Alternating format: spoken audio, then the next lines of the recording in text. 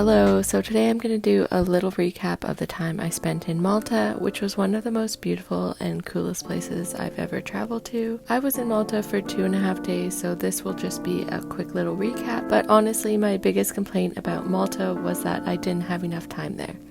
It's such a small island, but there is so much to do, and I would love to go back there sometime soon. Flying into Malta, we arrived in the evening and took a taxi from the airport to our hotel. We were unable to take an Uber from the airport, but were able to take Ubers around the rest of the island. There was a booth where you give an address and pay ahead for the taxi. A driver will then take you to his car and to where you need to go. We got in pretty late this night and basically ate dinner and went to bed. Our first full day in Malta, we slept in a bit and then went out to find some breakfast. We had a few places we wanted to see and both decided that the city of Mdina would be a good first stop. We got an Uber to go there, which took a while as there was a lot of traffic, but the Medina was pretty cool and we spent the afternoon exploring the streets there. There was the old part of the Medina, which was all stoned and a walled city. It was cool to look around, but seemed pretty empty besides tourists. After we went in circles a few times, we started walking around the outside of the city walls. There was a nice little walkway around that had some shade and a few viewpoints to look over the city and take pictures.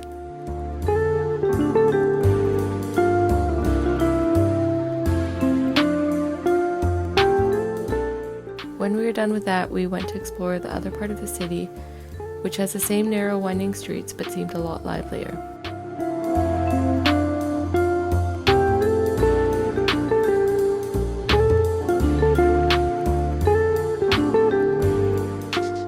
We took an Uber back to our hotel afterwards. The Ubers there were pretty affordable and most places are within 15 minutes of each other. That is, if there's no traffic. The traffic does get quite bad there, so if you have somewhere important to be, it would be a good idea to give yourself some extra time to get there. Almost all the drivers we had commented on how bad the traffic is there, so it seemed like a common thing.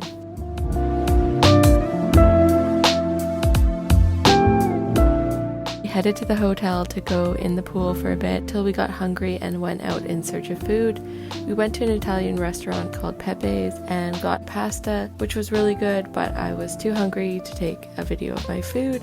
After dinner, we stopped at a pretty bad bar and then walked around Salima a bit before heading home. The next day, we woke up bright and early for a big day of tourism. We had a walking tour booked and had to head from where our hotel was in Salima to Valletta. It seemed like the best way to do this was to take the ferry that goes across the water to the other side of the town. It was very affordable at €1.50 and took about 15 minutes to cross. We sat on the roof on the way over and we had a good view, but it was so hot we almost melted. We had just missed the earlier ferry, so we were cutting the time close and had to run up the hill to reach the walking tour meeting place. We were a bit late, but luckily the tour hadn't started yet. We were definitely a lot sweatier by that point. The tour was okay and it lasted a lot longer than it was meant to, so the first thing we did when it ended was find somewhere to eat. There were quite a few Italian restaurants as Malta is so close to Italy, so we found one in the main area and had some pizza and a really good salad, of course with an Aperol Spritz to wash it down. After we went to take a few more photos around Valletta and then realized we were going to be late for a ferry again, so we ran down the hill as we saw one pulling up. Sweaty again, we went back to the hotel to get showered and ready, then got an Uber to take us to the meeting point for the Blue Lagoon Catamaran tour we had booked for that evening.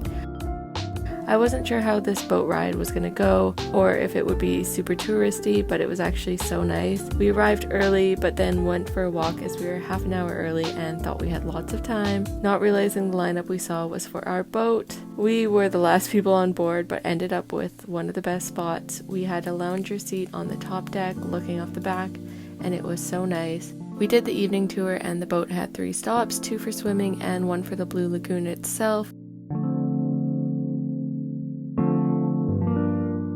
The swimming spots were so nice, but the lagoon was a bit touristy and crowded, but I did get this drink and a pineapple, which made up for that. We We headed back pretty late. There were 2 options for the tour and we did the sunset trip.